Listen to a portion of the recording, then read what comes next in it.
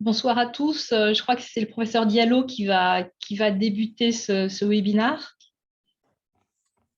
Alors, bonsoir tout le monde, madame, messieurs, chers invités. Nous sommes très heureux de répondre massivement à l'appel de la Ligue internationale de la lutte contre l'épilepsie. Nous remercions tout un chacun. Nous remercions aussi les organisateurs pour cette initiative. Certes, c'est ma première participation. Je me réjouis d'être des vôtres pour ces instants d'échange. Sans plus tarder, nous allons donner la parole à Dr Sophie Dupont, qui va nous parler de l'épilepsie post-traumatique. Ce sujet nous intéresse, en tout cas nous les neurochirurgiens au Mali, à plus d'un titre, car nous travaillons dans le Trauma Center. Nous avons beaucoup de cas de l'épilepsie post-traumatique. D'ailleurs, on a initié une étude, mais je pense que cet échange va nous permettre de mieux orienter la prise en charge de l'épilepsie post-traumatique dans notre contexte. Et je pense qu'avec l'expérience des uns et des autres, nous allons partir d'ici avec vraiment, après avoir fouillé tous les coins et les recoins, à travers ce que le docteur Sophie Dupont va nous dire. Sans plus tarder, nous allons commencer. Vous avez la parole, docteur Sophie Dupont. Merci, professeur Diallo. C'est un vrai honneur pour moi et un plaisir de vous parler à tous ce jour donc de l'épilepsie post-traumatique. Et merci aussi à la Ligue internationale pour la logistique. Alors globalement, donc, dans le cadre de cette présentation, nous allons donc déjà parler un tout petit peu de définition et envisager finalement ce qu'est un traumatisme crânien versus une commotion cérébrale. On parle également en anglais de concussion, une épilepsie post-traumatique versus un syndrome post-commotionnel, et puis des crises précoces versus une réelle épilepsie post-traumatique. Alors, un traumatisme crânien, c'est par la définition de l'Organisation mondiale de la santé, une lésion cérébrale aiguë qui résulte d'une énergie mécanique appliquée à la tête par des forces physiques externes. Et ce traumatisme crânien, vous le savez, peut être léger ou peut être grave. Quand il est léger, on parle également de commotion cérébrale. Donc la commotion cérébrale, c'est une forme de traumatisme crânien, mais de traumatisme crânien qui est donc bénin, léger. Et quand on regarde en fait la définition du MAG, Traumatic Brain Injury Committee de l'American Congress of Rehabilitation Medicine, la commotion cérébrale implique la présence d'au moins l'un des symptômes suivants: une perte de connaissance qui dure moins de 30 minutes, un score à l'échelle de COSMA de Glasgow qui est en 13 et 15, 30 minutes après l'accident, une amnésie post-traumatique qui n'excède pas 24 heures, une altération de l'état mental au moment de l'accident, confusion, désorientation, et un éventuel déficit neurologique transitoire qui peut comporter une crise d'épilepsie. Seul un de ces symptômes est nécessaire pour porter un diagnostic de commotion cérébrale. Alors, les principales causes de traumatisme crânien et notamment de commotion cérébrale sont bien entendu les chutes, les accidents de la voie publique et les sports violents. Et c'est pour ça qu'on en parle beaucoup de ces commotions cérébrales, notamment le football américain, le rugby, la boxe, le hockey, etc. Et dans 20% des cas, eh bien, il y aura des séquelles durables à type de syndrome post-commotionnel. Si maintenant on passe à la définition d'épilepsie post-traumatique, sur laquelle bien entendu on va revenir et axer en fait cette présentation, eh bien c'est relativement simple. C'est une épilepsie dont la cause est un traumatisme crânien, avec, on va le revoir, des crises qui vont survenir après un délai d'au moins 7 jours après le traumatisme crânien. C'est vraiment à différencier du syndrome post-commotionnel, où on va avoir 3 types de symptômes selon la CIM-10, soit des symptômes somatiques, des céphalées, des vertiges, des nausées, des troubles sensoriels, visuels ou auditifs, de la fatigue, des troubles du sommeil. On aura aussi, et c'est souvent au premier plan, des plaintes cognitives qui vont toucher la mémoire ou l'attention, et puis des modifications émotionnelles, comportementales, à type d'irritabilité, de labilité émotionnelle, d'anxiété, d'humeur dépressive. Vous noterez que l'épilepsie ne fait pas partie des symptômes qui définissent le syndrome post-commotionnel. Alors, on arrive maintenant sur l'épilepsie post-traumatique et il va falloir vraiment faire très attention et distinguer donc des crises précoces d'une réelle épilepsie post-traumatique. Alors, les crises précoces, en fait, vont rentrer dans le cadre de ce qu'on appelle les crises provoquées ou crises situationnelles, qui sont des crises occasionnelles liées à une situation épileptogène transitoire et irréversible, ici le traumatisme crânien. Et le délai qui est requis pour pouvoir parler de crise précoce est de moins de 7 jours après le facteur déclenchant aigu, donc ici le traumatisme crânien. Donc, on parlera de crise précoce dans les 7 jours qui suivent le traumatisme crânien, avec soit des crises qui vont être immédiates dans les 24 heures qui suivent le traumatisme crânien, soit des crises précoces dans les 7 jours qui suivent le traumatisme crânien. Et ces crises seront considérées comme situationnelles, comme aiguës, et ne rentreront pas dans la définition de l'épilepsie post-traumatique. On pense, comme la plupart des crises situationnelles, que c'est la conséquence d'altérations métaboliques focales sans perturbation structurelle fixée des réseaux neuronaux. Alors, bien entendu, c'est à distinguer des crises tardives qui vont survenir après un délai de 7 jours après le traumatisme crânien. Et ces crises tardives, en fait, vont rentrer d'emblée dans la définition de l'épilepsie post-traumatique. Alors, je vous rappelle la nouvelle définition opérationnelle de l'épilepsie qui date de 2014, où on peut donc définir une épilepsie soit classiquement par la récurrence de 2 crises non provoquées à plus de 24 heures d'intervalle, soit avec une crise non provoquée unique, mais une très forte probabilité de récidive qui est estimée au moins de 60%. Vous savez que normalement, après une première crise non provoquée, en moyenne, la probabilité de récidive est d'environ 40%. Donc là, il faut une plus forte probabilité de récidive, donc d'au moins 60%, pour que dès la première crise non provoquée, on ne parle plus de crise, mais d'épilepsie. Quels sont ces facteurs de récidive qui vont faire qu'on va basculer dans un fort risque de récurrence d'au moins 60%? Eh bien, c'est la notion d'une agression cérébrale préexistante, d'une imagerie cérébrale anormale ou d'anomalies épileptiques sur le G. Et vous voyez que dans le cas d'un traumatisme crânien, on a en fait des facteurs de risque avérés, notamment cette notion d'agression cérébrale préexistante, puisqu'il y a eu au moins 7 jours avant un traumatisme crânien. Et souvent, on y reviendra, mais l'imagerie cérébrale sera anormale. On peut donc dire que quand on a un traumatisme crânien, et surtout si il est sévère, eh bien, il y a un fort risque de récidive. Et donc, globalement, si on revient un petit peu sur cette classification des crises post-traumatiques, donc soit on aura des crises immédiates ou précoces qui vont survenir donc dans un délai de 24 heures à une semaine après le traumatisme crânien, et on ne parlera pas à ce moment-là d'épilepsie post-traumatique, soit on va avoir une ou des crises tardives qui surviendront dans un délai d'au moins 7 jours après le traumatisme crânien. Et là, dès la première crise tardive, non provoquée, on pourra parler d'épilepsie post-traumatique car on pourra estimer que le risque de récidive est élevé du fait du traumatisme crânien. Donc voilà pour cette définition de l'épilepsie post-traumatique.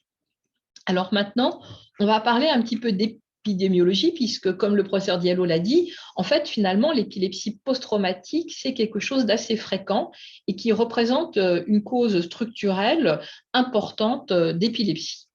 Alors déjà, si on regarde un petit peu l'épidémiologie des traumatismes crâniens, on estime que dans le monde, chaque année, 50 à 60 millions de personnes sont victimes d'un traumatisme crânio-cérébral, dont la majorité sont des traumatismes crâniens légers, des commotions cérébrales.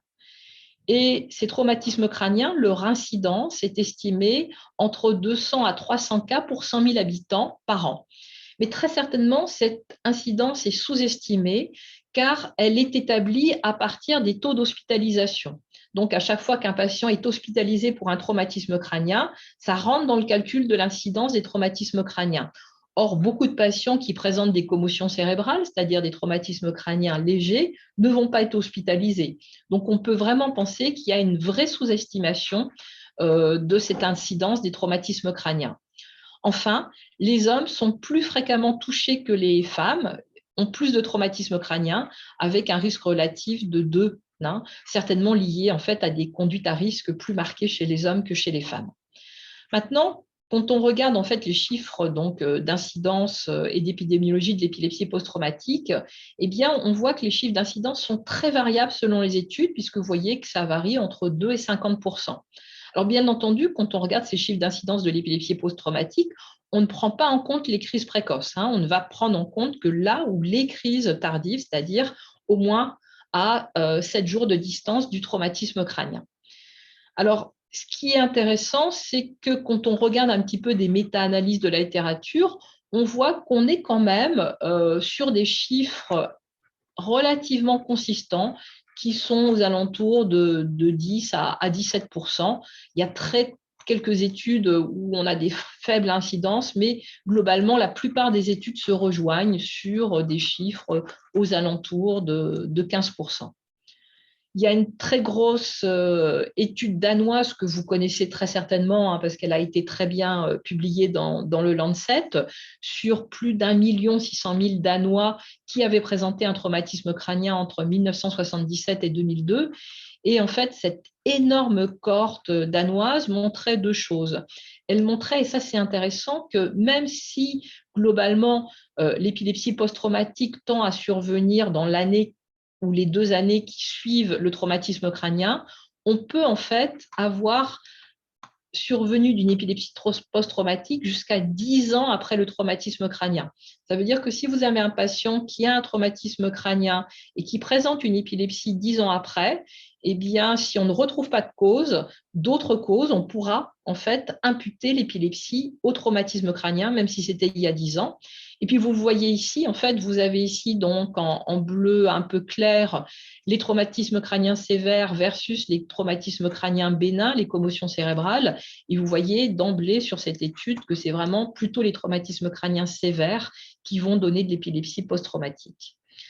Si on s'intéresse vraiment à cette population de traumatismes crâniens sévères avec une nouvelle cohorte danoise, cette fois-ci donc de 1010 patients avec traumatisme crânien sévère suivis entre 2004 et 2016, vous voyez ici les chiffres d'incidence qui sont de 6,8% à un mois et de 18,5% à un an. On retrouve à peu près les fréquences dont on parlait d'incidence de à peu près 15 à 18% sur la méta-analyse que je vous ai présentée auparavant. Donc, 18%, c'est quand même une fréquence importante d'épilepsie dans les suites de traumatismes crâniens sévères. Alors maintenant, on va en fait se poser la question des mécanismes qui, après un traumatisme crânien, vont en fait induire une épilepsie. Et globalement, on va le voir, en fait, on va être quand même dans une situation assez complexe, avec d'une part, en fait, des crises qui vont survenir dans les suites du traumatisme crânien, soit dans les 24 heures, soit dans les 7 jours, dans des crises situationnelles, aiguës, et puis la situation pour les crises tardives de l'épilepsie post-traumatique. Alors, ce qui se passe pour les crises donc aiguës, situationnelles, post-traumatiques, c'est qu'il va y avoir en fait des mécanismes qui vont être liés donc à une altération de la barrière hémato-encéphalique qui va d'ailleurs perdurer au cours du temps, à des phénomènes inflammatoires et de réactions gliales qui eux aussi vont se chroniciser et éventuellement donner de l'épilepsie post-traumatique, et surtout sur le moment, au moment du traumatisme crânien, une activation des canaux ioniques et souvent un saignement. Et ce saignement sera très pourvoyeur via des dépôts de fer ou via en fait une accumulation de protéines d'albumine de crise précoce, avec éventuellement donc des phénomènes d'excytotoxicité et de mort cellulaire qui vont très précocement se mettre en jeu. Et puis ensuite, il va y avoir d'autres mécanismes qui vont venir amener cette fois-ci en fait à des lésions qui vont être fixes, structurelles, avec une réorganisation des réseaux cérébraux et qui peuvent même conduire en fait à de la perte neuronale, notamment dans la région hippocampique et à une sclérose hippocampique qui va être une cause secondaire éventuelle d'épilepsie. Donc, si on résume tout ça, il va y avoir 2 phases. une phase en fait de destruction neuronale immédiate lors du traumatisme initial qui va entraîner une lésion cérébrale primaire avec un rôle très important d'une éventuelle hémorragie initiale, mais il n'y a pas toujours d'hémorragie initiale. Et puis ensuite, on va avoir des lésions cérébrales secondaires liées à de multiples paramètres qui vont en fait s'auto-entretenir, inflammation, dysfonctionnement mitochondrial, excitotoxicité, phénomène oxydatif, dont du stress oxydatif et bien sûr de l'œdème cortical, le tout entraînant éventuellement une augmentation de pression intracrânienne et une exacerbation des lésions cérébrales. Alors, les facteurs vraiment cruciaux, c'est d'une part les mécanismes moléculaires, avec donc des phénomènes d'excitotoxicité, de stress oxydatif et de neuroinflammation qui vont conduire à de la mort cellulaire, nécrose, apoptose. Et on pense que l'activation microgliale, qui va être en fait un peu la réaction en fait à tous ces phénomènes d'excitotoxicité, de stress oxydatif, va être en fait un phénomène d'auto-entretien et un phénomène de promotion de l'épileptogénèse qui va être vraiment très important. Et actuellement, en fait, dans la prévention de l'épilepsie post-traumatique, on s'intéresse beaucoup à des cibles thérapeutiques qui pourraient être justement sur l'inflammation et l'activation microgliale. L'inflammation est vraiment au cœur de l'épileptogénèse post-traumatique et joue vraiment un rôle très important avec des changements qui ont bien été montrés, avec différents donc, marqueurs qui vont se trouver modifiés, des interactions avec des récepteurs, des interleukines, des augmentations de facteurs de croissance. Et donc, tout ça va donner de l'inflammation chronique qui va faire donc le lit de l'épileptogénèse et à un moment de l'apparition de crises tardives et donc d'une épilepsie post-traumatique. Et donc, je le disais, mais c'est vraiment actuellement une des cibles thérapeutiques de prévention primaire de l'épileptogénèse après un traumatisme crânien. Ensuite, il va y avoir des changements structurels au fil du temps qui vont apparaître. Très vite, on l'a dit, on a une augmentation de la perméabilité de la barrière hémato-encéphalique. Vous voyez ici qu'environ 70% des patients qui vont développer une épilepsie post-traumatique, qu'on appelle donc également PTE pour post-traumatique épilepsie, ont une augmentation de la perméabilité de la barrière versus seulement 33% des patients qui ne développeront pas l'épilepsie. Et là encore, en fait, cette augmentation de la perméabilité de la barrière pourrait à l'avenir constituer une cible thérapeutique de prévention primaire. La réaction donc gliale astrocytaire dont on a parlé, et enfin la perte neuronale avec une atrophie corticale qui sera plus marquée comme souvent dans la région hippocampique. Malheureusement, quand on est au stade de l'atrophie corticale, de la déperdition neuronale et de l'éventuelle sclérose hippocampique, on ne peut plus être en fait dans de la prévention primaire, puisque on a des causes surajoutées d'épilepsie et là, on n'est plus du tout dans de la prévention, on est forcément dans l'épilepsie. Alors maintenant, on va voir un petit peu ce qui va nous permettre de prédire quels sont les patients qui vont développer une épilepsie post-traumatique après un traumatisme crânien. Alors cette étude que j'aime bien est une étude très clinique qui s'était intéressée aux potentiels facteurs de risque qui étaient connus de la littérature et qui pouvaient donc être considérés ou non comme étant des marqueurs ultérieurs de survenue d'une épilepsie post-traumatique.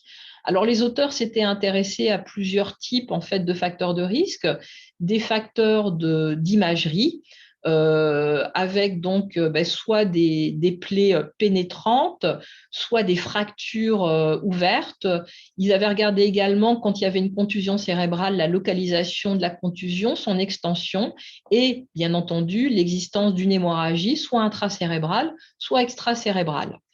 Il s'était également intéressé à des données cliniques, donc la cause du traumatisme crânien, la durée de l'éventuelle amnésie post-traumatique ou de l'éventuel coma post-traumatique, l'existence ou non d'un déficit neurologique initial, l'existence ou non de crise situationnelle, c'est-à-dire de crise précoce, et un éventuel antécédent familial d'épilepsie qui pourrait témoigner peut-être d'une susceptibilité génétique accrue, d'une vulnérabilité accrue à faire ultérieurement des crises. Et puis, il s'est également intéressé donc à des données électroencéphalographiques en recherchant juste en fait des ralentissements sur le jet focaux généralisé et puis bien entendu l'existence ou non d'anomalies épileptiques. Et en regardant tout ça, en fait, ils ont retrouvé ces facteurs-là comme étant vraiment des facteurs de risque, des facteurs prédictifs de survenue ultérieure d'une épilepsie post-traumatique. Sur un plan clinique, c'était l'existence lors du premier examen précoce neurologique de signes focaux ou une amnésie post-traumatique prolongée. Et puis, sur le plan des critères donc, de neuroimagerie, en fait, donc, l'existence en fait, de lésions de guerre, liées vraiment donc, à des missiles. Vous savez que les traumatismes crâniens peuvent notamment survenir lors en fait, de guerre. L'existence de lésions frontales, et donc là, c'était une localisation qui semblait à risque, qui n'a pas forcément été retrouvée après dans les études ultérieures. L'existence d'une hémorragie intracérébrale, ça reste vraiment une constante. Une contusion diffuse, une fracture ouverte et des lésions cortico-sous-corticales. Tout ça, bien entendu, vous le comprenez bien, reflète en fait des traumatismes crâniens très sévères. Donc en fait, ce qui ressort de cette étude, c'est que c'est essentiellement la sévérité du traumatisme crânien qui est prédictive de la survenue ultérieure d'une épilepsie post-traumatique. Quand on s'intéresse cette fois-ci aux commotions cérébrales, c'est-à-dire au traumatisme crânien bénin, et cette étude a regardé en fait le risque de crise après des commotions cérébrales ou même des traumatismes médulaires, eh bien, en fait, ils ont retrouvé que globalement, quand on comparait en fait les commotions cérébrales à un groupe contrôle ou à un groupe de traumatisme médulaire qui avait eu un coup du lapin, eh bien, il n'y avait pas vraiment de différence significative. Et donc, un traumatisme crânien bénin, même si il peut conduire à de l'épilepsie, n'est pas un facteur de risque significatif d'épilepsie post-traumatique, contrairement au traumatisme crânien sévère. L'autre chose à bien noter, c'est qu'il y a un rôle aggravant de l'alcool, mais qui va dans les deux sens.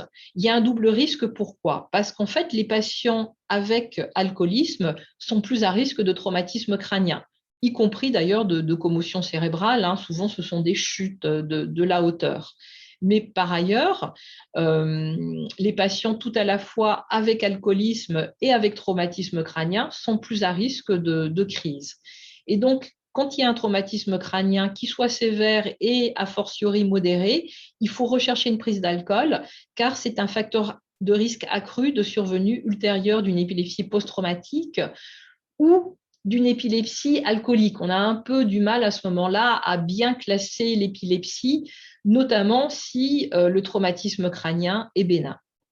Ce dont on a vraiment besoin pour l'avenir, c'est vraiment de biomarqueurs qui nous permettraient en fait de prédire, hors en fait les facteurs de risque de sévérité, la survenue en fait d'une épilepsie ultérieure post-traumatique.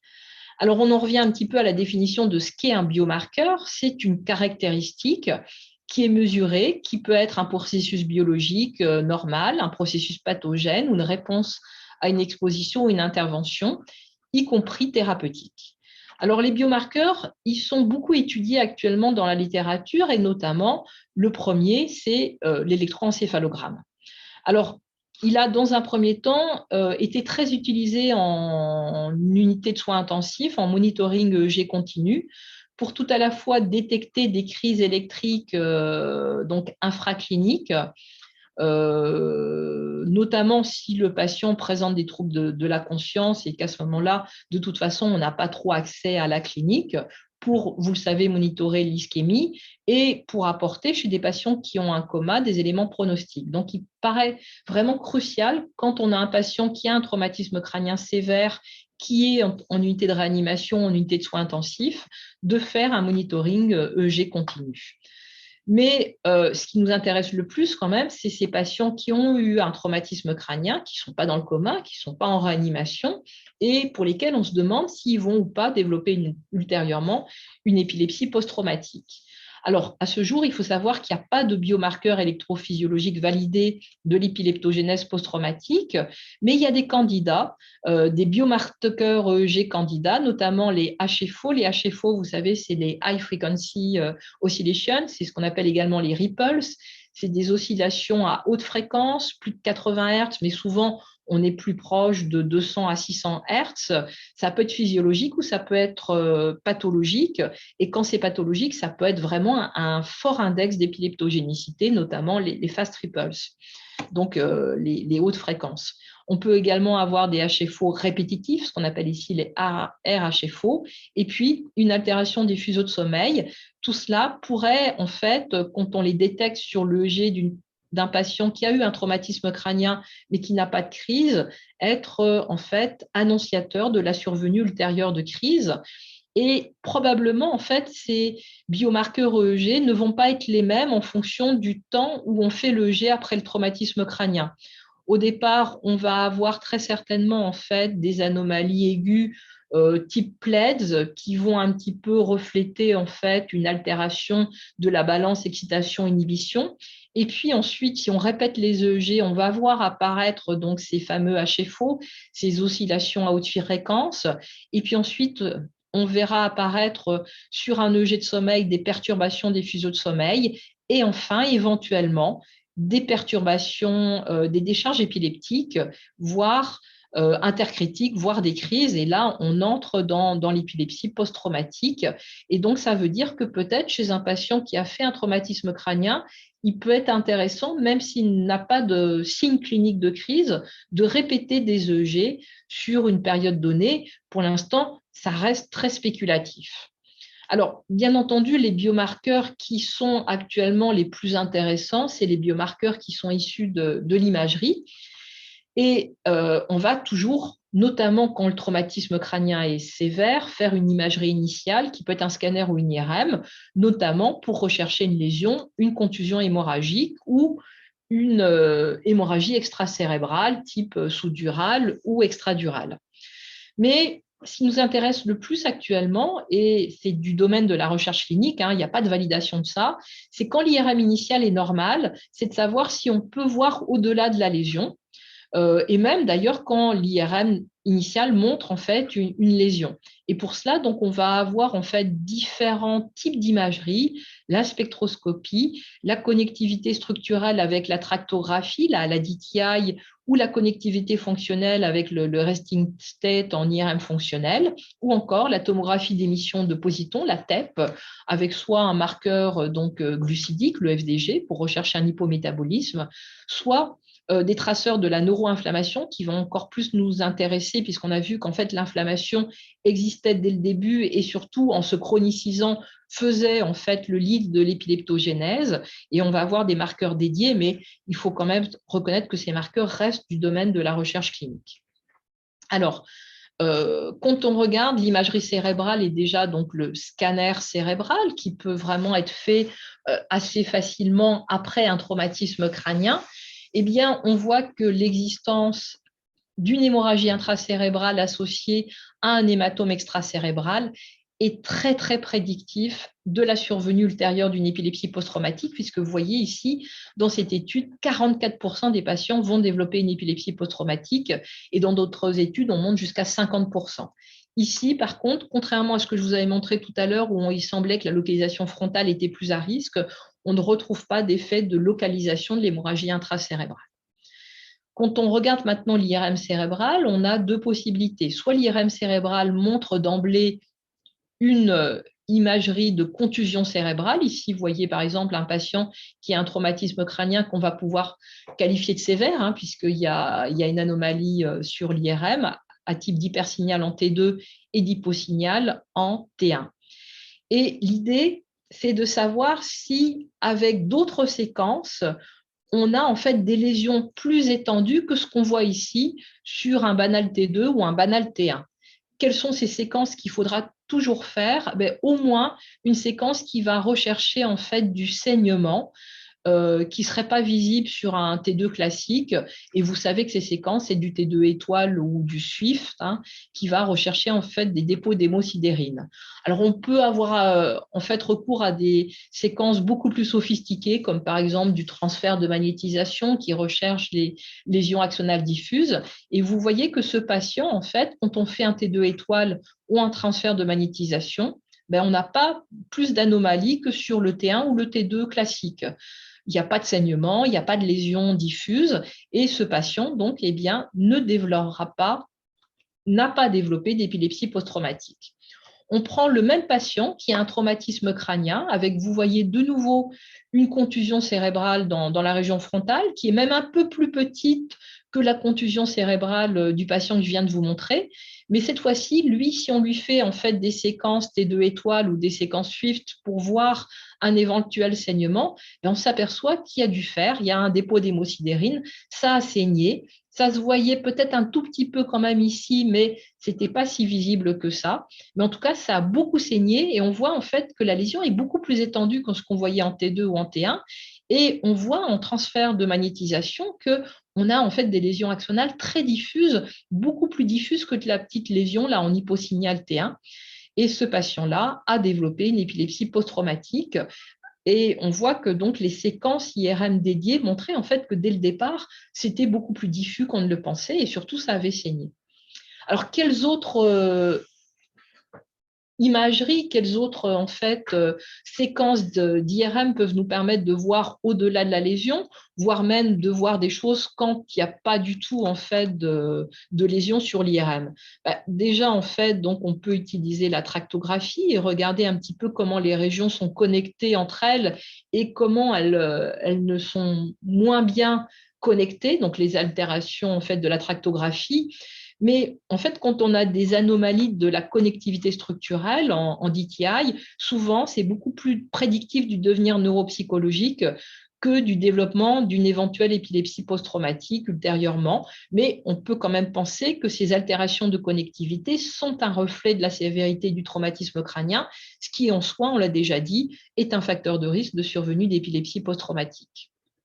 La spectroscopie est peut-être plus intéressante parce qu'en spectroscopie, on va avoir des patterns assez reproductifs, d'une part de diminution du N-acétylaspartate, qui, vous le savez, est un marqueur du dysfonctionnement neuronal. Quand il est diminué, c'est qu'il y a une souffrance neuronale, pas forcément une mort neuronale, ça peut être quelque chose qui ensuite va se rétablir. On peut voir également une augmentation de la choline qui signe en fait une souffrance membranaire, et avec le myoinositol qui est un métabolite glial, on peut voir également en fait une gliose réactionnelle, et ça on a vu que c'était un facteur assez clair d'épileptogénèse. Là encore, tout ça sera un reflet de la sévérité, mais il va y avoir en fait des anomalies éventuelles sur la spectroscopie qui nous inciteront à penser qu'on va peut-être évoluer, en tout cas qu'on est à risque d'évolution vers une épilepsie post-traumatique. On passe maintenant à la tomographie d'émission de positons. Alors, ici, une étude qui avait été faite en fait chez des patients qui avaient eu un traumatisme crânien. Et à 7 jours, on avait fait en fait une imagerie classique en FDG et on voyait en fait des zones d'hypermétabolisme qui, en fait, n'étaient pas que en rapport avec la contusion cérébrale. Ici, vous voyez, ce patient, il a saigné un peu partout dans son cerveau des deux côtés et il a une seule zone d'hypermétabolisme. Ici, on voit un œdème diffus et une hémorragie méningée, une petite lame d'ailleurs d'hématome, et on voit là encore une seule zone d'hypermétabolisme. Alors, cet hypermétabolisme focal, qui est très présent chez plus de la moitié des patients, il avait été en fait interprété comme en fait un équivalent d'état de mal infraclinique. Alors, la seule chose, en fait, c'est que moi, je pense qu'il est quand même plus simple pour rechercher un état de mal infraclinique de faire un EEG que de faire, en fait, un FDG TEP. Et en fait, ce qui va plutôt nous intéresser en imagerie TEP, c'est les marqueurs de l'inflammation. Alors, on a différents marqueurs de l'inflammation qui sont tous du domaine de la recherche clinique, donc on ne peut pas faire comme ça en clinique usuelle. Ici, donc, un marqueur d'activation microgliale. Et ce qui est intéressant, c'est que ce marqueur d'activation microgliale, quand on fait des PET, même très, très à distance du traumatisme crânien, et vous voyez ici jusqu'à 17 ans après, eh bien, il peut toujours y avoir une activation microgliale. Ça veut peut-être dire que on peut peut-être avoir un développement d'épilepsie post-traumatique encore au-delà des 10 ans dont on parlait avec la cohorte danoise. Et puis, vous savez aussi, en fait, le marqueur actuellement en TEP le plus usité, c'est le TSPO, qui montre très souvent, en cas de traumatisme crânien, en fait, des anomalies de fixation qui sont le reflet d'une inflammation cérébrale. Et actuellement, donc, c'est vraiment aussi une cible thérapeutique de prévention primaire pour les années à venir. Donc, si on résume un petit peu, l'imagerie, bien entendu, scanner, IRM, T1, T2, T2 étoiles, va permettre de rechercher des lésions de contusion cérébrale et un éventuel saignement qui parfois peut être occulte et juste détectable par des séquences dédiées. On peut également, vous le savez, injecter du gadolinium, ce qui permettra de voir s'il y a ou pas une rupture de la barrière hématoméningée. On peut regarder donc la connectivité structurelle en tractographie ou fonctionnelle en IRM fonctionnelle. Mais ce qui paraît aussi très intéressant, c'est la spectroscopie pour notamment regarder le dysfonctionnement neuronal, l'inflammation et le PET, plutôt avec des marqueurs d'inflammation. Tout ça permettant éventuellement de prédire la survenue ultérieure d'une épilepsie post-traumatique. Pour les autres biomarqueurs qui sont actuellement étudiés dans la littérature, il n'y a aucune validation clinique. Il y a des pistes sur des biomarqueurs génétiques de susceptibilité, notamment dans la balance inhibition-excitation, sur des biomarqueurs sanguins ou dans le liquide céphalospinal à type de micro-RNA, de protéines circulantes, etc. Mais ça reste vraiment du domaine de la friche de recherche et ça reste à valider et à en démontrer l'utilité clinique. Alors maintenant qu'on a vu tout ça, on va dire un petit mot de la clinique de l'épilepsie post-traumatique. Donc, eh bien, il y a différentes lésions, on l'a vu, il peut y avoir des contusions avec donc des atteintes du cortex, des saignements, on peut avoir de l'œdème, on peut avoir un hématome extradural ou sous-dural, et puis des fois, on n'aura pas de lésion visible sur l'imagerie. Alors, qu'est-ce qu'on va avoir comme type d'épilepsie post-traumatique? Le plus souvent, on aura quand même des crises focales qui peuvent, quand il y a une contusion cérébrale, être en rapport avec la localisation de la contusion. Et vous le savez, c'est vraiment les pôles temporaux et frontaux qui sont les plus susceptibles d'être lésés en cas de traumatisme crânien. On peut avoir un tableau d'épilepsie temporale interne du fait d'une sclérose hippocampique secondaire qui a été déclenchée par un phénomène d'épileptogénèse en rapport avec le traumatisme crânien. Et là, on aura un tableau classique d'épilepsie de la face interne. Et bien entendu, le seul traitement sera la chirurgie. Et puis, quand il n'y a pas de contusion cérébrale, souvent, il n'y a pas vraiment de signes focaux bien évidents et les crises ne sont pas forcément si localisables. On a souvent des crises généralisées tonico-cloniques dont on ne sait pas si elles sont primitives, secondairement généralisées. C'est beaucoup moins clair. L'autre question qu'on peut se poser, c'est chez un patient qui souffre déjà d'épilepsie, qui a une épilepsie reconnue, est-ce que le fait de faire des crises traumatisantes, donc de rajouter des traumatismes crâniens sur son épilepsie, va être un facteur d'aggravation? Alors, cette étude répond partiellement, 204 patients suivis sur 6 ans, et vous voyez que 18% présentaient des traumatismes crâniens lors de chutes liées à leur crise, et dans la majorité, c'était des traumatismes crâniens bénins, des commotions cérébrales. Eh bien, on voit que ces commotions cérébrales n'ont pas eu d'effet délétère rajouté, c'est-à-dire qu'ils n'ont pas aggravé la fréquence des crises, et par ailleurs, ils n'ont pas modifié la sémiologie initiale de l'épilepsie. Ce qu'il faut bien comprendre aussi, c'est, on l'a vu, c'est que quand il y a un traumatisme crânien, certes, il peut y avoir de l'épilepsie post-traumatique, mais il peut y avoir d'autres symptômes, des troubles affectifs, neurocognitifs, psychosociaux, qui peuvent soit rentrer dans le cadre du syndrome post-commotionnel qu'on a déjà détaillé en cas de traumatisme crânien bénin, soit qui peuvent être les conséquences d'une contusion cérébrale en cas de traumatisme crânien sévère, et notamment, souvent, vous le savez, dans les traumatismes crâniens sévères avec contusion cérébrale frontale, on va avoir des syndromes frontaux, une atteinte dysexécutive qui peut s'avérer très sévère. Eh bien, ce qu'il faut savoir, c'est que quand il y a des symptômes liés donc, au traumatisme crânien, la survenue dans un deuxième temps d'une épilepsie post-traumatique va être un facteur très aggravant de tous ces symptômes. Et donc, l'épilepsie post-traumatique va jouer un rôle de double hit et donc va aggraver les troubles affectifs, cognitifs, psychosociaux. Et donc là, ça sera vraiment la double peine pour les patients. Alors, un gros diagnostic différentiel qu'il faut garder à l'esprit quand il y a un traumatisme crânien et quand on soupçonne des crises d'épilepsie, c'est les CNEP, les crises non épileptiques psychogènes. Pourquoi? Parce qu'en fait, le traumatisme crânien, notamment quand il est bénin, mais pas que, est en lui-même un facteur de risque de CNEP. Et dans cette étude, eh bien, 32% des patients qui souffraient de CNEP avaient un antécédent traumatisme crânien. Je vous rappelle les facteurs de risque de vulnérabilité pour la survenue de CNEP, le sexe féminin, le jeune âge, l'existence d'une commotion cérébrale dans 30% des cas, d'un antécédent d'abus sexuel dans 40% des cas, et vous le savez, éventuellement, de difficultés intellectuelles, d'apprentissage ou de difficultés sociales. Et donc, il faudra toujours avoir en tête que quand un patient présente une symptomatologie avec un antécédent de traumatisme crânien, ce d'autant plus qu'il s'agit d'un traumatisme crânien bénin, eh bien, avant de partir sur un diagnostic d'épilepsie, il faudra écarter un diagnostic de CNEP, de crise non épileptique psychogène, ce d'autant que la symptomatologie sera de longue durée, fluctuante, avec des mouvements asynchrones, des mouvements du bassin, la tête qui tourne d'un côté à l'autre, les yeux fermés, pas de troubles d'amnésie post-critique. Au contraire, hein, vous savez que si ça survient pendant la nuit, pendant le sommeil, si de la confusion post-ictale, une respiration stertoreuse, là, pour le coup, ça sera plutôt en faveur d'une épilepsie. Donc, attention, hein, un patient qui a eu un traumatisme crânien et qui développe une symptomatologie qui pourrait faire évoquer des crises, toujours penser au diagnostic différentiel de CNEP, de crise non épileptique psychogène, ce d'autant plus que le traumatisme crânien était bénin. Le traitement, maintenant, pour terminer.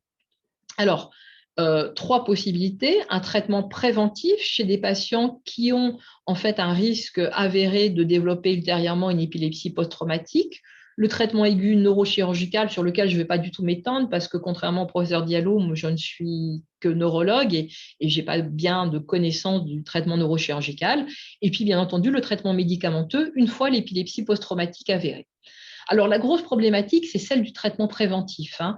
C'est-à-dire que les AVC, comme les traumatismes crâniens, sont très pourvoyeurs d'épilepsie, mais néanmoins, pour l'instant, on n'a pas tellement de moyens d'empêcher l'épileptogénèse et de prévenir la survenue de cette épilepsie. Alors, un traitement préventif chez quelqu'un qui n'a pas encore fait de crise ou qui n'a fait que des crises précoces, on peut se demander pourquoi et pour qui. Alors, 2 possibilités, soit il y a un hématome extracérébral ou intracérébral qu'il faut en fait opérer. On peut se demander s'il faut encadrer en fait l'intervention neurochirurgicale avec un traitement antiépileptique ou, et c'est surtout ça qui va nous intéresser, pour prévenir l'apparition spontanée de crise après en fait donc un événement considéré comme très à risque de crise ultérieurement, en clair, un traumatisme crânien sévère. Alors, déjà, pour le coup, ce n'est pas tellement les modèles animaux qui vont nous aider à réfléchir, parce que vous voyez ici donc des modèles animaux, soit de kindling électrique ou chimique, et vous voyez ici donc des patients qui souffrent d'épilepsie post-traumatique. Eh bien, quand on regarde ici l'effet des médicaments d'ancienne génération ou sur les modèles animaux, vous voyez que ça prévient en fait l'épilepsie, mais pas chez les patients qui souffrent, pas chez les animaux, ce n'est pas des patients, excusez-moi, enfin là, pas chez les patients qui souffrent d'épilepsie post-traumatique. Excusez-moi, ici, c'est les animaux, donc ça marche chez les animaux, mais quand on regarde pour de vrai chez les patients, ça ne marche pas. Alors, l'autre chose, c'est quand est-ce qu'il faudrait donner ce traitement préventif? Au moment du traumatisme crânien initial ou après 7 jours, c'est-à-dire pour vraiment non plus prévenir des crises précoces qui nous intéressent peu puisqu'elles sont situationnelles, mais prévenir vraiment des crises tardives, c'est-à-dire une épilepsie post-traumatique. Alors, il y a plein d'études quand même qui ont été faites, notamment avec des vieilles générations de médicaments, beaucoup avec la phénitoïne. Alors, ce que ça montre la même chose en fait que d'autres situations d'épileptogénèse, c'est que quand on donne après un événement considéré comme potentiellement pourvoyeur de crise, un traumatisme crânien, un accident vasculaire cérébral, une méningoencéphalite, un traitement antiépileptique, ben forcément, il y a moins de crises précoces que si on n'en donne pas. C'est logique. Mais par contre, si on regarde ultérieurement les crises tardives, donc l'épilepsie post-traumatique, eh qu'on ait ou pas donné un traitement antiépileptique après l'événement considéré comme inducteur de crise, eh bien, ça ne change pas les taux d'incidence de survenue d'épilepsie post-traumatique. C'est vrai pour la phénitoïne, mais c'est également vrai en fait pour le phénobarbital, la carbamazépine, le tegretol, le valproate ou le magnésium, qui n'est en fait pas un antiépileptique, mais qui est donné comme neuroprotecteur. Donc, En fait, tous les médicaments antiépileptiques marchent pour empêcher les crises précoces, mais ils ne marchent pas pour empêcher les crises tardives, c'est-à-dire l'épileptogénèse. On en revient en fait actuellement à ce qu'on pense, c'est-à-dire que les médicaments antiépileptiques sont des médicaments anti-crise, mais pas des médicaments anti-épileptogénèse. Et c'est pour ça d'ailleurs qu'actuellement, de plus en plus, on parle de médicaments non pas antiépileptiques, mais anti-crise. Alors, est-ce que ça, c'est vrai avec les nouvelles générations, puisque là, je vous ai montré quand même des vieux médicaments. Là, une étude qui a été faite sur des patients qui étaient très à risque d'épilepsie ultérieure, puisque vous voyez qu'ils avaient eu un hématome cérébral post-traumatique. Et 16% d'entre eux avaient reçu de façon préventive un antiépileptique, majoritairement du lévétiracétam. Eh bien, tout comme les vieilles générations, ces patients-là avaient moins de crises précoces, mais tout comme les vieilles générations, ultérieurement, ils avaient autant d'épilepsie post-traumatique. Alors, si on veut vraiment regarder de façon fine la littérature, il faut regarder en fait le Cochrane de 2015 qui s'est intéressé donc au traitement antiépileptique donné pour prévenir donc une éventuelle épilepsie post-traumatique.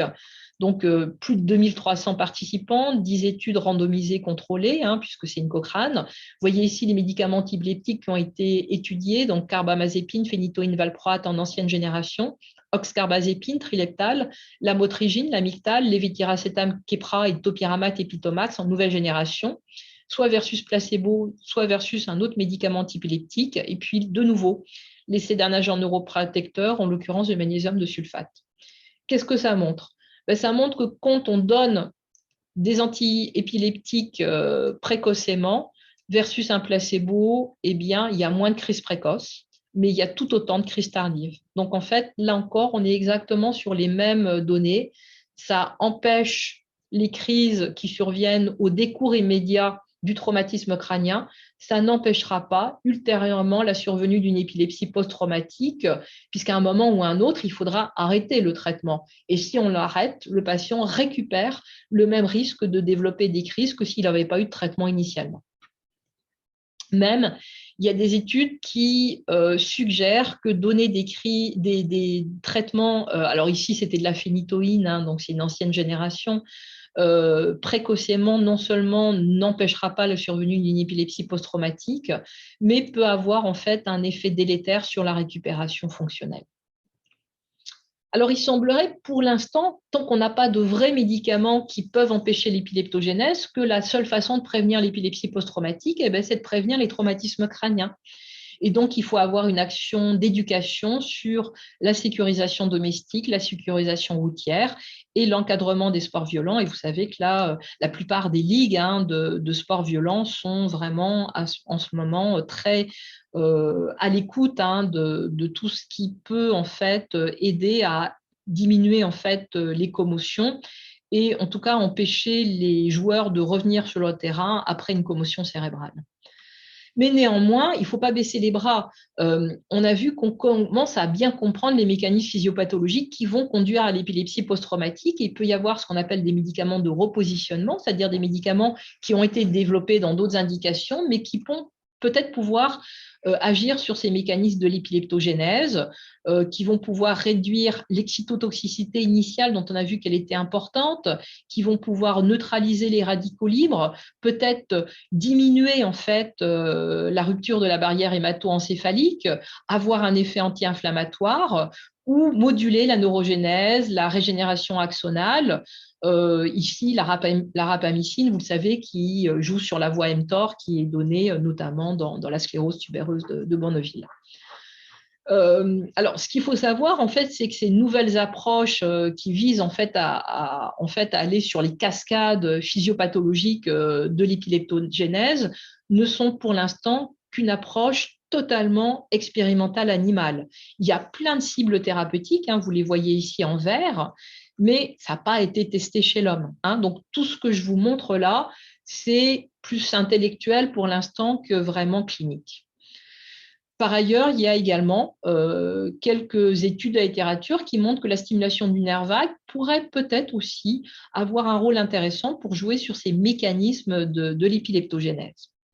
Toujours est-il que si, en tout cas, il y a un hématome intracérébral ou sous-durale ou extradurale, il faudra une évacuation neurochirurgicale et on enverra donc à ce moment-là les patients au neurochirurgien pour essayer en fait d'avoir un traitement efficace.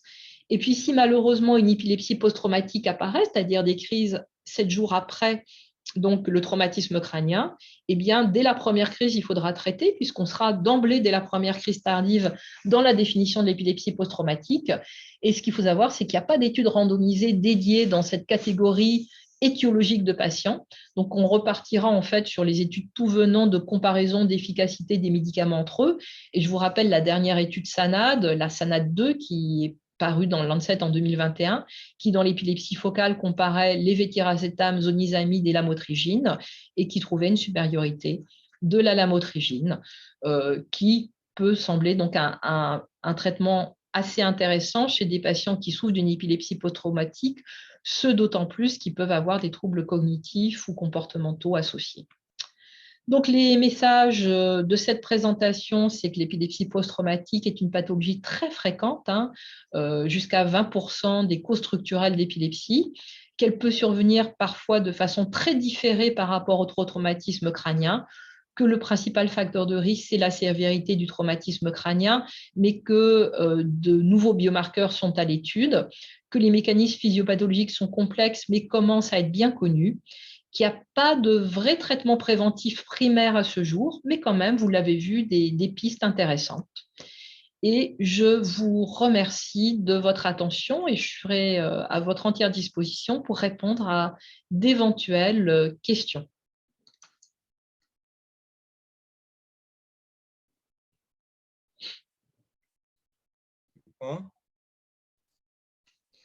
Pour cette brillante présentation, très instructive, qui va susciter, j'espère, beaucoup de questions et nous permettra d'animer le débat.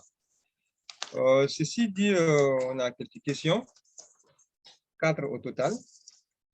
Je ne sais pas si je dois énumérer toutes les questions ou bien si je dois le faire au fur et à mesure, comme ça vous les répondez pour pouvoir susciter d'autres personnes à poser des questions.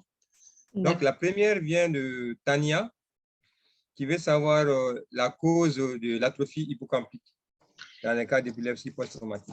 Alors, effectivement, en fait, on peut avoir une sclérose hippocampique alors que, par exemple, on a une contusion frontale. Et ça ne paraît pas logique de se dire pourquoi une lésion frontale va entraîner secondairement une atteinte hippocampique. Alors, en fait, c'est parce qu'en fait, toute la cascade qui va se mettre en place au moment du traumatisme crânien initial, c'est-à-dire la neuroinflammation, etc., va excéder en fait la zone de la contusion cérébrale frontale, en l'occurrence, et va en fait avoir des répercussions plus globales au niveau du cerveau. Et l'hippocampe est une zone très, très vulnérable, notamment en fait sur le plan en fait de l'ischémie et de l'excitotoxicité. Et donc, souvent, en fait, on a des scléroses hippocampiques secondaires, par exemple, dans les suites, vous le savez, d'états de mal convulsifs généralisés. Parce qu'il va y avoir tout à la fois de l'excitotoxicité et un peu d'ischémie cérébrale, conséquence éventuellement aussi de l'œdème, et que c'est une région qui est plus vulnérable. Donc, il y aura une décorrélation en fait, entre la localisation de la contusion et la région qui va le plus souffrir, à savoir l'hippocampe. Les ganglions de la base sont aussi une région assez vulnérable, mais là, les ganglions de la base, ça ne donne pas d'épilepsie. Merci pour la réponse. Alors, sa seconde question a trait aux biomarqueurs, notamment au niveau de l'EG. Oui. Oui, je lis la question. Donc, est-ce que les HFO sont visibles sur le scalp EEG de routine? Alors, vous avez tout à fait raison. Quand on est en fait sur des fast ripples, c'est-à-dire sur des fréquences entre 200 et 600 Hz, souvent, c'est quand même des données intracérébrales. Il est quand même très rare de pouvoir voir des fast ripples sur de l'EEG standard, ou alors, il faut vraiment avoir des filtres assez puissants. Mais néanmoins, en fait, les HFO, ça commence à 80 Hz. Et quand même, sur de l'EEG standard, parfois, on peut quand même voir des fréquences rapides. On ne verra pas du 600 Hz, mais on peut voir du 80, du 100 Hz. Donc là, il faudra éventuellement aussi peut-être s'aider, pourquoi pas, pour pour le jet de scalp avec en fait des logiciels en fait en fréquence, des choses comme ça qui peuvent aider à mieux visualiser en fait à partir de données de jet de scalp. Est-ce que je peux intervenir? Oui, bien sûr. Alors, dans le même cadre d'idée, Madame Sophie, donc, je vous remercie tout d'abord pour la clarté de votre exposé, c'était vraiment bien clair. Dans ce cadre le marqueur électroencéphalographique pour le risque d'avoir de développer par la suite une épilepsie post-traumatique, est-ce qu'on est amené habituellement chez les patients qui sont à haut risque, ça veut dire éventuellement avec une lésion intracérébrale, soit un saignement, soit un hématome extradural, de continuer à suivre sur le plan EEG, ça veut dire faire des EEG après un certain temps, après 2 ans par exemple. Est-ce que c'est utile éventuellement pour essayer de détecter cette épilepsie? D'autant plus que vous me dites tout à l'heure que l'épilepsie peut survenir même après 10 ans. Donc, Ouais. quand même, c'est un délai assez Sûr. prolongé. Ouais. Alors, je dirais que c'est une excellente question.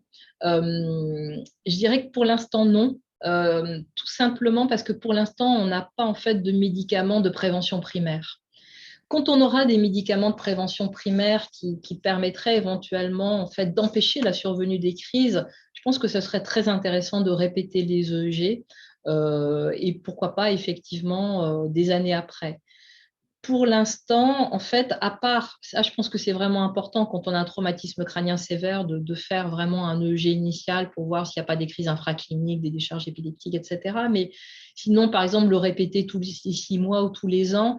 Et puis, même si on voit des HFO, même si on voit une altération diffuse de sommeil, qu'est-ce qu'on va faire? Est-ce qu'on va donner un médicament antiépileptique à un patient qui, pour l'instant, ne fait pas de crise et dont on pense que peut-être il est quand même à risque d'en faire, mais on n'aura pas de médicaments qui vont bloquer en fait ça. Donc, je dirais que tant qu'on n'a pas vraiment de médicaments de prévention primaire, je pense que répéter les EEG n'a peut-être pas beaucoup de sens parce que sinon on sera très très embêté. Donc, je dirais que là, à mon avis, si on revient sur du bon sens clinique, je pense qu'on fera le G que s'il y a des crises d'épilepsie réelles cliniques. Mais peut-être que si je vous refaisais le topo dans 5 ans et qu'on avait des vrais médicaments de prévention primaire, je vous dirais, ben, là, il faut les dépister, ces patients-là, il faut répéter les EEG. Pardon, je peux intervenir toujours dans la même question pour l'indication de l'EEG.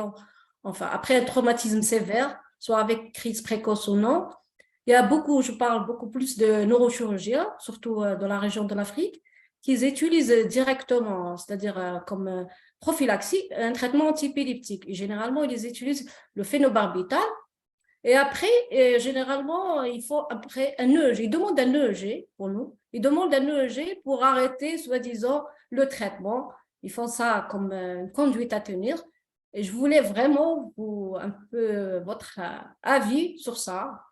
Eh ben, mon avis, à mon avis, est le vôtre, c'est-à-dire qu'il ne devrait pas mettre de phénobarbital. C'est ça. Il n'y a aucune raison de mettre un traitement préventif, notamment s'il n'y a pas eu de crise, et qu'il vaut mieux à ce moment-là demander l'EEG avant pour savoir s'il faut introduire le phénobarbital que le demander après pour l'arrêter parce qu'il n'aurait pas fallu l'introduire.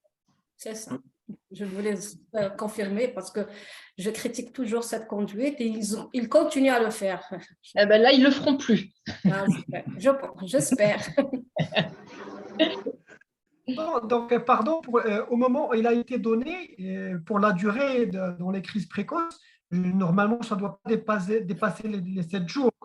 Oui, alors en fait, dans les études, la plupart des études qui sont faites où on donne en fait sur des crises précoces situationnelles, que ce soit post-traumatisme crânien ou post-AVC, généralement en fait le traitement est arrêté au bout de 6 mois.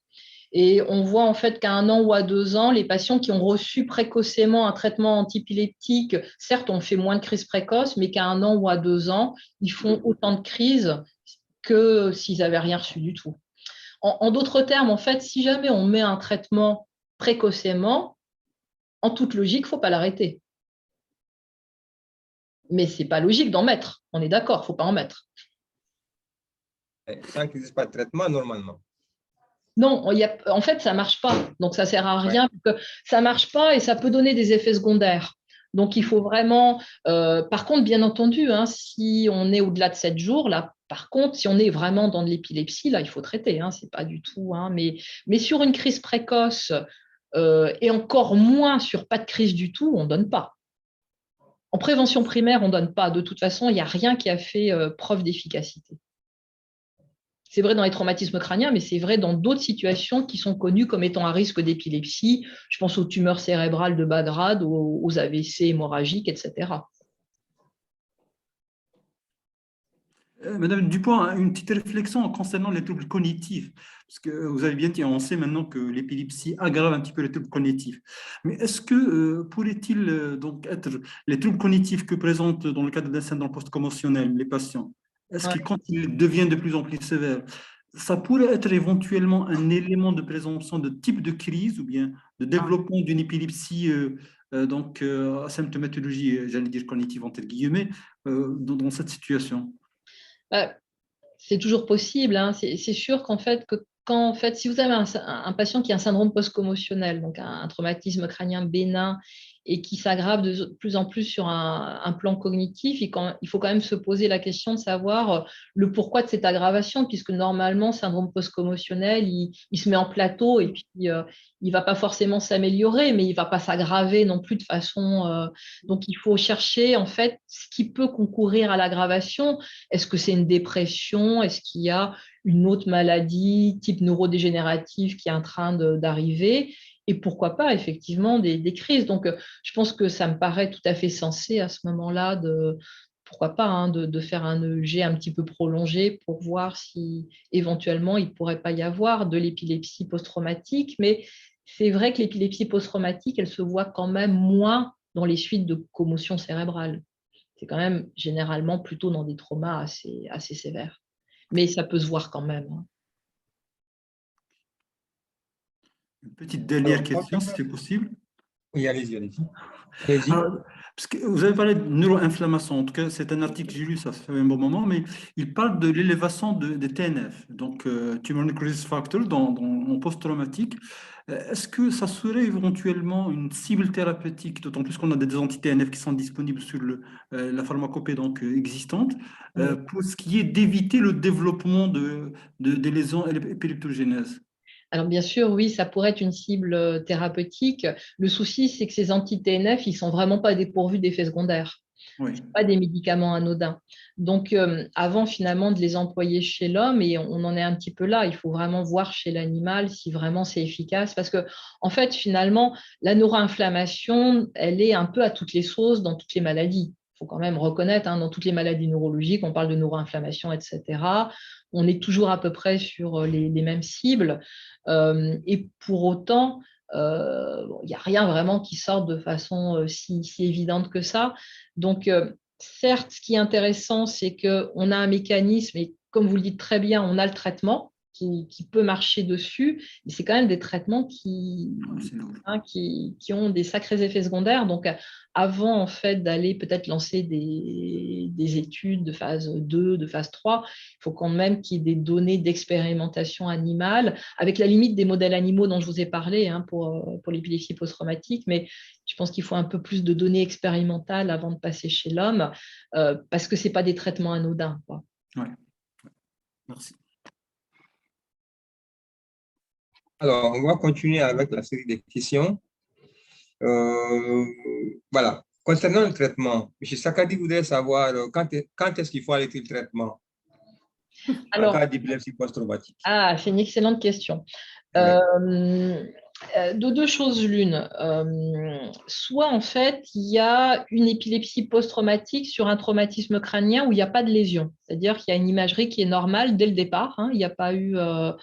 alors, on va dire qu'on n'a pas fait forcément toutes les séquences dont j'ai parlé, etc. Parce que dans la vraie vie, on ne les fait pas. On est d'accord, hein. Dans la vraie vie, on fait un T1, un T2, un flair, et puis un T2 étoile, du GADO, et puis c'est tout. On ne va pas faire une spectroscopie, du transfert de magnétisation, on ne va pas faire du PET à l'inflammation, etc.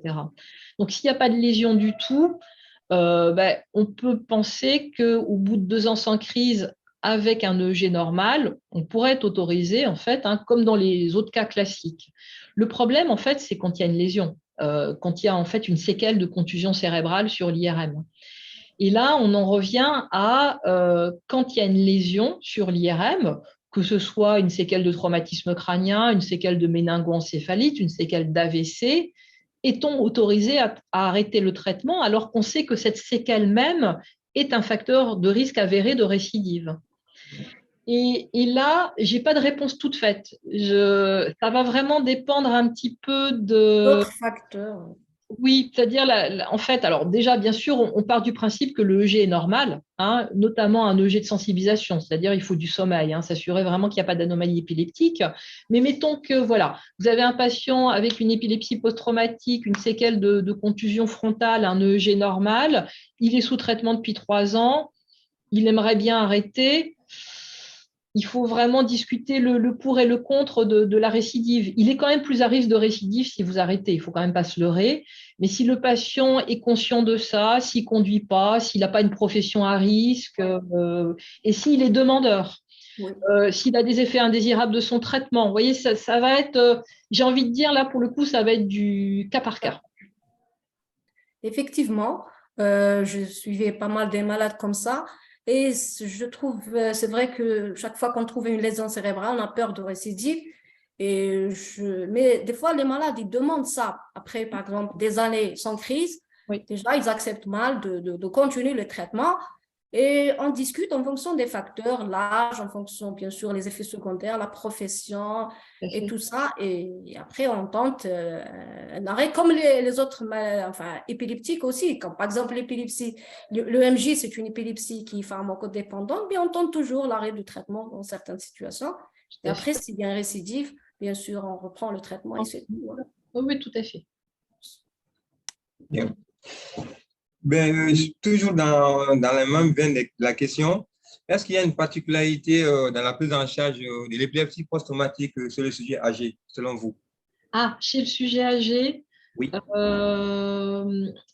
non, je dirais qu'on est sur la particularité, en fait. Alors, je pense déjà qu'il y a moins d'épilepsie post-traumatique chez le sujet âgé. C'est un fait parce que souvent les sujets âgés, quand même, ont moins de, comment dire, de conduite à risque que les sujets plus jeunes. Donc, on a moins d'accidents de la circulation, par exemple, hein, parce que c'est quand même beaucoup des accidents de voiture, de deux roues, de moto, etc. Il n'y a plus tellement les sports violents, hein. Les sujets âgés, ils ne font pas beaucoup de rugby, de boxe, de choses comme ça. Alors bien sûr, ils peuvent chuter, mais voilà, il y a quand même moins d'épilepsie post-traumatique en population âgée, mais quand il peut y en avoir, hein, dans ces cas-là, il faut surtout, enfin non, on va respecter en fait la même pharmacologie que de l'épilepsie du sujet âgé en général, c'est-à-dire vraiment pas d'inducteur enzymatique, des traitements les mieux tolérés possibles sur le plan cognitif, des demi-vies assez longues pour pas trop de prise. On adaptera la fonction rénale à la fonction hépatique, mais il va pas y avoir de spécificité en soi, mais c'est quand même moins fréquent, hein, chez le sujet âgé. Ce n'est pas une cause fréquente d'épilepsie du sujet âgé. Je peux commenter. Enfin, l'épilepsie sujet âgé, c'est vrai que c'est moins fréquent, comme elle a dit Mme Sophie, mais je pense que le traumatisme chez les sujets âgés peut être bénin, il peut engendrer des crises. C'est-à-dire un traumatisme sévère, par exemple, surtout les malades sous anticoagulants, quand ils font un traumatisme, il y a le risque d'hémorragie. Et puis, des fois, ils font beaucoup de chutes. Même si c'est des chutes, c'est vrai, vraiment, c'est pas vraiment des traumatismes sévères. Mais des fois, on a un malade qui fait des chutes de son propre hauteur, il risque de faire un hématome sous-dural chronique. C'est fréquent de voir ça. Et après, c'est vrai que l'épilepsie, ça dépend d'autres facteurs qui peuvent développer une épilepsie ou autre. C'est-à-dire, c'est pas comme la sévérité de traumatisme chez le jeune. Le jeune, il faut faire vraiment un traumatisme sévère pour engendrer une crise d'épilepsie. Par contre, un sujet âgé, des fois un traumatisme bénin, et il ne sait même pas qu'il a fait un traumatisme, mais après, on trouve un hématome sous-dural. Donc, il y a eu des cas comme ça, c'est pour ça. D'accord. Oui, en fait, dans le cas d'hématome intracrânien, on a 2 jeunes qu'on suit depuis environ 3 ans. Il y a un qui a fait un hématome sous-dural aigu post-traumatique, admis avec un score de Glasgow à 8, opéré, et 1 mois plus tard, il a développé des crises d'épilepsie. Ouais. Donc, nous, on l'a suivi pendant 3 ans. Chaque fois qu'il est sous traitement, on pense qu'il est bien équilibré et tout, il revient encore pour une crise. Et il n'a jamais fait 1 mois sans crise. On a fini par le confier au neurologue, mais jusqu'à présent, on a du mal à se construire les crises, hein. On a même essayé de changer même son comportement à la maison, de ne pas veiller, d'éviter souvent les écrans et tout. On a changé totalement son mode de vie, mais tout le temps, il fait des crises. Il ne peut pas faire un mois sans crise. Et le deuxième, c'est un cas d'hématome extradural. Lui, il a été opéré avec un Glasgow à 7, avec une contusion cérébrale associée. Lui, il a développé sa première crise 3 mois après la chirurgie. On ne s'attendait pas à une crise chez lui, mais il a fait une grosse crise tonico-clonique généralisée. On l'avait mis sous carbamazépine, qui n'a pas apporté vraiment d'amélioration. Et actuellement, il est sous acide valproïque. Lui, ça va. Mais il fait en moyenne une crise par trimestre. Lui, il est toujours avec les neurochirurgiens en suivi. On arrive à le cadrer un peu, mais il y a toujours cette crise-là, 1 ou 2 crises par trimestre. Et lui, on le suit depuis 2 ans. Je vous avoue qu'on a des problèmes même en cas de chirurgie, puisqu'en fait, nous, on n'est pas très outillés dans la prise en charge de l'épilepsie. Et puis, souvent, c'est comme un jeu de ping-pong, en fait, entre les neurologues et les neurochirurgiens, puisque dès qu'il y a une activité chirurgicale, chaque fois que le patient voit son neurologue, après, il nous le renvoie le patient. Donc, chez nous, le circuit n'est pas, si vous voulez, bien huilé pour qu'après la chirurgie, en cas d'épilepsie post-traumatique et post-chirurgicale, que le patient suit une filière directe pour aller chez le neurologue. Même si on essaie de le mettre en place, le patient, ayant conscience qu'il a été opéré, il rattache tout, en fait, à la chirurgie, puisqu'il n'y a jamais eu de crise avant la chirurgie. Donc, dès qu'il développe une crise post-opératoire, que ce soit précoce ou tardive, il rattache ça à la chirurgie. Souvent, on les envoie sur les neurologues. Ces patients finissent toujours par nous revenir. On est vraiment embêtés dans leur prise en charge. On les traite souvent comme toutes sortes d'épilepsie, mais en général, le résultat ne suit pas. C'est ce qui a même été à l'initiative de l'instauration du sujet de la prise en charge de l'épilepsie post-traumatique dans notre service. Le travail est en cours, on a quelques cas. Je pense qu'on va essayer d'apporter notre expérience. Peut-être ce problème, en tout cas dans notre pays, puisque je travaille dans un trauma center, c'est un problème assez crucial. On est avec les neurologues ici, mais dès l'instant qu'il y a une activité chirurgicale derrière, tout ce qui se passe, on dit allez voir votre chirurgien. Donc, du coup, c'est un peu compliqué chez nous. Et c'est ce qui m'amène aussi à une question de M. Ahmed qui vous demande quelle est votre expérience sur la prise en charge de l'épilepsie post-traumatique et réfractaire. Alors, en fait, chez le sujet relativement jeune, dès que c'est pharmacorésistant, hein, on se pose toujours quand même la question de la possibilité d'une chirurgie de l'épilepsie. Donc, en fait, avec 2 possibilités, en fait, soit on est avec une sclérose hippocampique qui provoque la pharmacorésistance, et là, on va être plutôt dans un cas simple de chirurgie de l'épilepsie, soit, et ça c'est plus compliqué, les patients qui ont d'énormes cavités porencéphaliques, post-traumatiques, etc. Et donc, la question, c'est toujours un petit peu, est-ce qu'on peut aller opérer? Donc, ça va dépendre de la localisation. Et puis, bien sûr, le risque, en fait, c'est quand même d'être dans des épilepsies multifocales. Donc, voilà. Donc, mais on met en bilan préchirurgical des patients avec épilepsie post-traumatique pharmacorésistante. Souvent, en fait, quand on a des grosses lésions post-traumatiques, on en parle d'abord avec le neurochirurgien. C'est-à-dire qu'avant d'entrer dans le bilan, on montre l'imagerie au neurochirurgien et puis on lui dit, on a un staff régulièrement, nous, avec notre neurochirurgien qui fait la chirurgie de l'épilepsie. On lui montre des fois les patients avant l'entrée en disant, est-ce que tu penses qu'il est opérable, quoi, avant de le faire entrer dans le bilan pré-chir? Parce que si le neurochirurgien nous dit, non, ça, on ne peut pas y toucher, voilà. Et puis après, on voit en fonction de l'EEG vidéo si c'est bien focal ou si c'est multifocal, on laisse tomber. Hein, mais des fois, on les entre en bilan pré-chir. Sinon, on est, comme dans les autres épilepsies pharmacorésistantes, hein, sur les essais de nouveaux médicaments ou la stimulation du nerf vague. D'accord. OK. Le pronostic pour les patients porteurs d'épilepsie post-traumatique, vous avez une expérience, un écrit là-dessus? On n'a pas l'impression que, le pronostic, là où il est compliqué finalement, c'est des fois en fait, bien entendu, hein, des fois il y a des épilepsies qui peuvent être pharmacorésistantes, mais souvent nous, notre impression en fait, c'est que le pronostic, il est global. C'est que souvent, en fait, des patients qui non seulement ont de l'épilepsie, mais ont également des troubles cognitifs notamment dans les gros traumatismes crâniens. Et donc, souvent, en fait, dans les traumatismes crâniens sévères, le pronostic fonctionnel, il n'est pas terrible, mais il n'est pas lié qu'à l'épilepsie. D'accord. OK, très bien.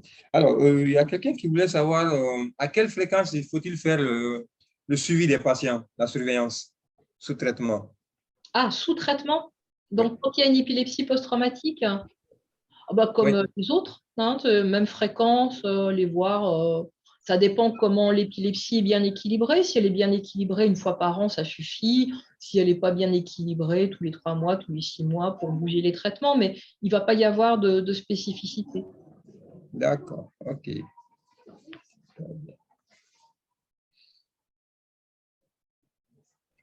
D'autres questions?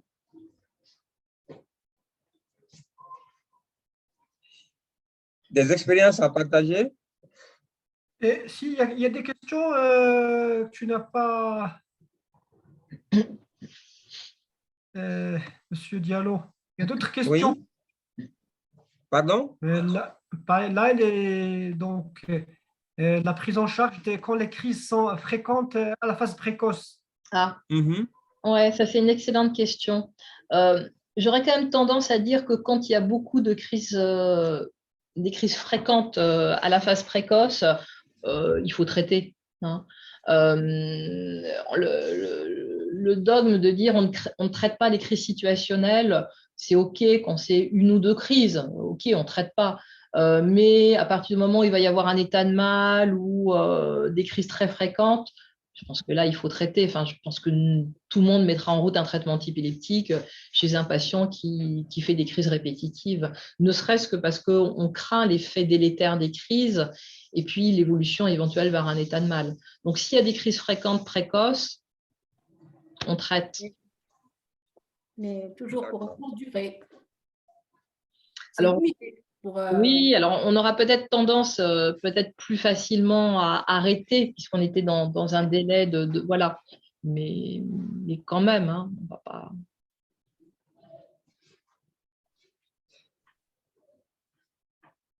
Une autre question. En matière d'efficacité sur les épilepsies focales non idiopathiques, on opte pour carbamazépine ou valproate. Alors, si le valproate, moi, dans mon expérience, c'est pas ce qui est de plus efficace sur les épilepsies focales, autant sur les épilepsies généralisées, notamment idiopathiques, et le prototype, c'est vraiment l'épilepsie myoclonique juvénile. En fait, sur les épilepsies focales, il vaut mieux soit carbamazépine, ouais, ou l'évétiracétam, le Keppra ou la lamotrigine.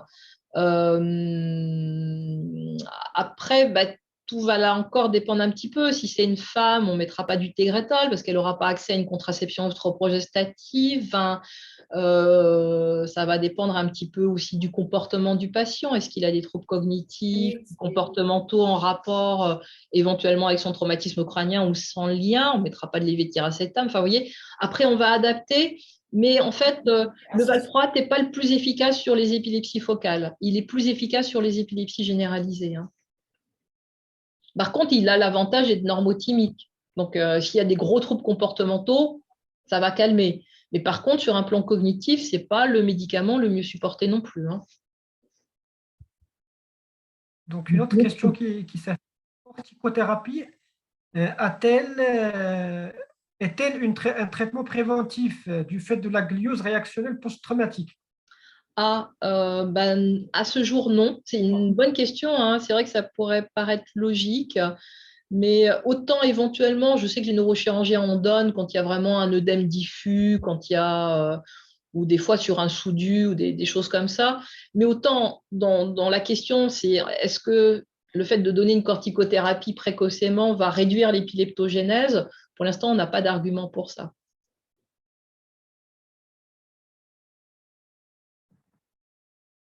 Voilà, je pense que… Selon votre expérience, est-ce que vous avez une fois utilisé une bithérapie chez un patient réfractaire?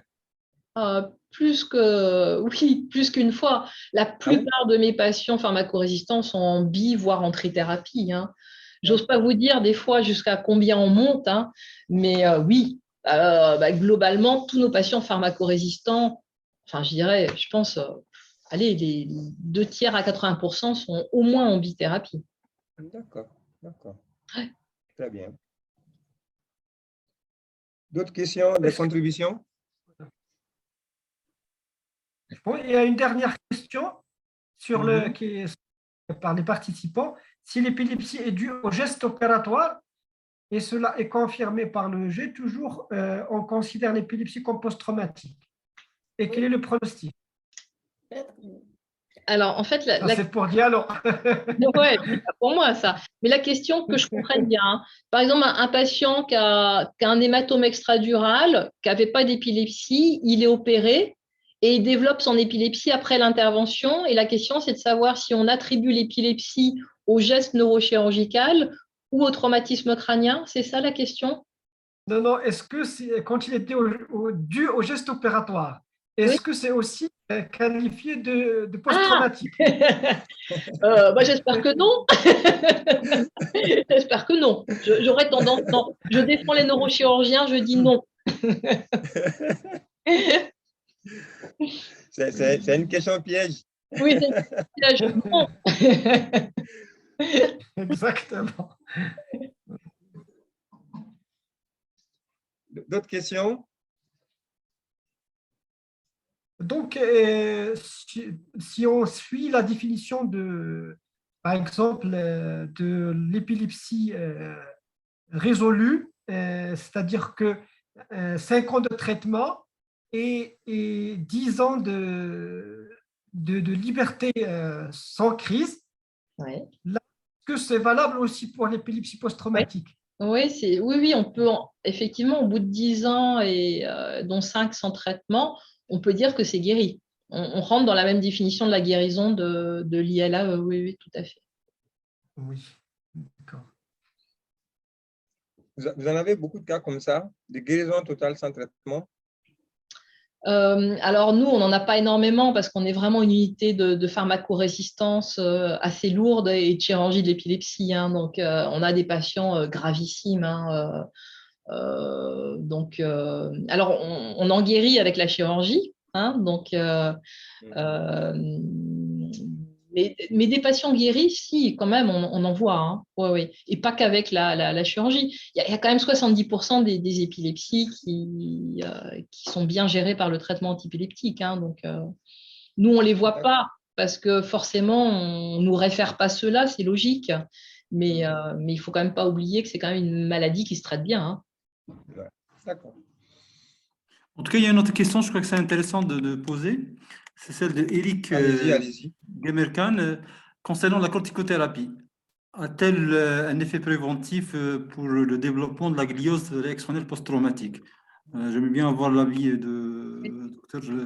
Ici, on a répondu. Alors, j'ai dit que pour l'instant, non, on n'a pas d'argument en fait pour dire qu'une corticothérapie initiale pourrait avoir un rôle de prévention primaire, même si effectivement, hein, il y a de la neuroinflammation initiale et ensuite chronique.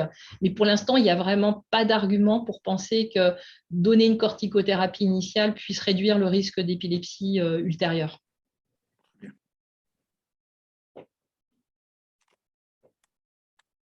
Très bien. Il n'y a pas d'autres questions?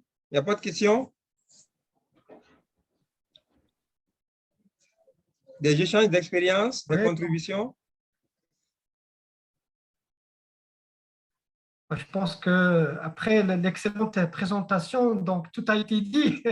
Effectivement, elle a fait Remercie le tour. beaucoup, professeur Sophie. Merci à vous. C'était un vrai plaisir d'être là avec vous et d'échanger avec vous. C'est toujours vraiment pour moi un réel plaisir. Plaisir partagé. Nous remercions tout le monde. Beaucoup. En tout cas, l'échange était à hauteur de souhait. Vous avez fait le ramassé de tout ce qui concerne l'épilepsie post-traumatique et les débats ont suivi aussi. C'était intéressant. Vivement la prochaine séance. Nous remercions les organisateurs et nous remercions tout un chacun d'entre vous. On se dit à la prochaine. À bientôt. À bientôt. Oui, au revoir. Au revoir. Au revoir. Au revoir tout le monde.